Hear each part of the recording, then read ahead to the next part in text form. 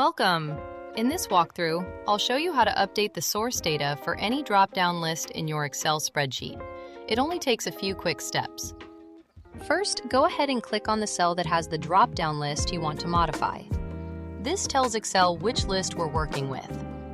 With your cell selected, head up to the Data tab in the ribbon menu at the top of your screen. You'll see Data Validation in the toolbar. Go ahead and click that to open up the settings for your drop-down. Here's where you can update your list. Click into the source field and either type in a new cell range manually or use your mouse to select the cells you want to include. When you're happy with your changes, click Apply to save them. Perfect! Your drop-down list now reflects the updated source range you just specified. And that's all there is to it. You now know how to edit drop-down list sources in Excel whenever you need to update your options.